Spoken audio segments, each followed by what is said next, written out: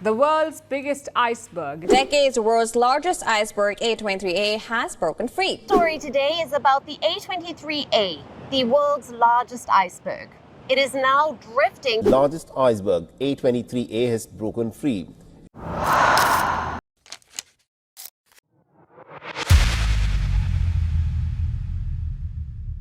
दोस्तों, सोचिए एक 4000 किलोमीटर का बड़ा सा आइस ब्लॉक जो पिछले 30 साल से एक जगह अटका पड़ा था, अब फाइनली हिल चुका है और ओपन ओशन में मूव कर रहा है। ये है आइसबर्ग A23A, दुनिया का सबसे बड़ा आइसबर्ग जो एंटार्क्टिका के वेडल सी से अब आगे बढ़ने लगा है।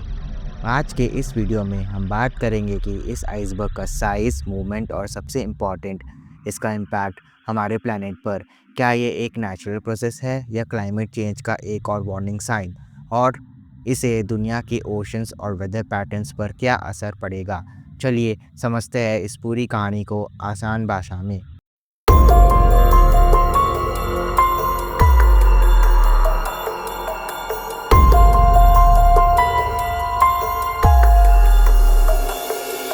दोस्तों, ये आइसबर्ग कोई छोटा मोटा बर्फ का टुकड़ा नहीं है।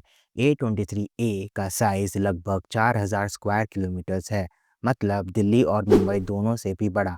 इसका वेट है ट्रिलियंस ऑफ टन्स और ये 400 मीटर तक मोटी आइस शीट है जो समुद्र के अंदर छुपी हुई है।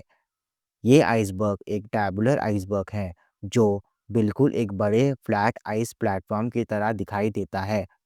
ये अंटार्कटिका का फ्लिक्शनर रोना आइस शेल्फ का हिस्सा था, जहाँ से ये 1986 में अलग हुआ था। वेडल सी में अटकने के एक बड़ा रीज़न था इसका सी फ्लोर से कनेक्ट हो जाना, जिसे ये एक स्टेशनरी आइस आइलैंड बन गया था।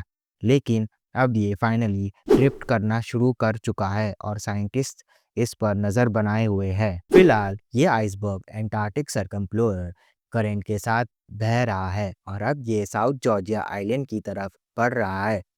ये वही जगह है जहाँ पे 2020 में एक और बड़ा आइसबर्ग A68A जाकर अटक गया था।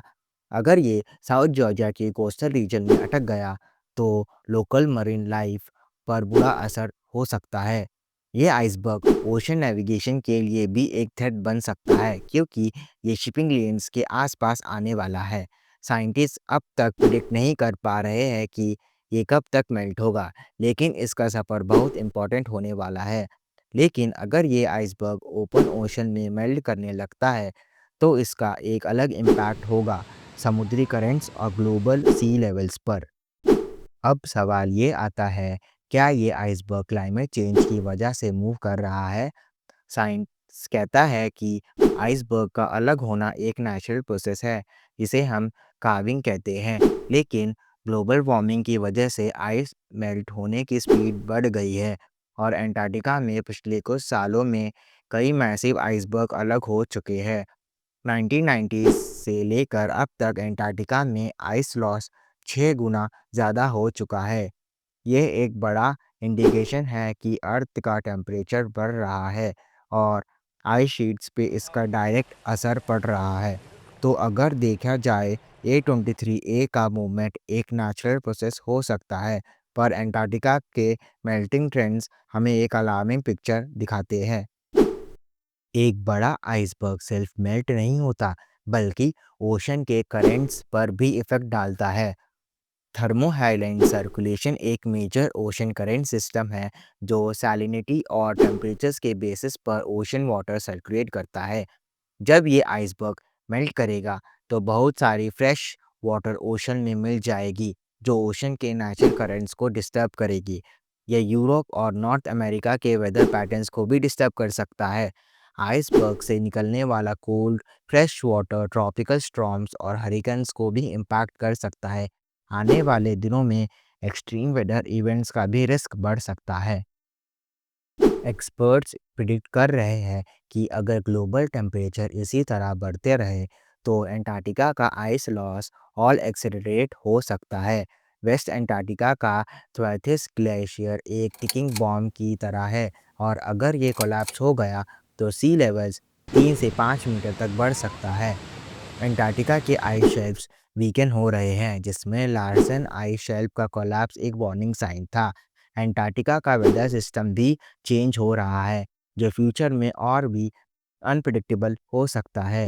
ये सिर्फ एक आइसबर्ग का क्वेश्चन नहीं है, बल्कि पूरे इकोसिस्टम का बैलेंस बिगड़ने का रिस्क है। दोस्तों, आइसबर्ग A23A एक फैसिनेटिंग नेचुरल फिनोमिनन है जो हमें एंटार्क्टिका के बदलते इकोसिस्टम के बारे में सोचने पर मजबूर करता है। ये एक बड़ा वार्निंग साइन है कि हमारे प्लैनेट में बदलाव हो रहे हैं। अगर हमने जल्दी एक्शन नहीं लिया तो फ्यूचर में और भी बड़े कॉन्सिक्वेंसेस देखने को मिल सकते हैं। क्लाइमेट चेंज का इम्पैक्ट सिर्फ एक आइसबर्ग तक सीमित नहीं है, ये हमारी डेली लाइफ, वेदर और ओशंस को भी डायरेक्टली अफेक्ट करेगा।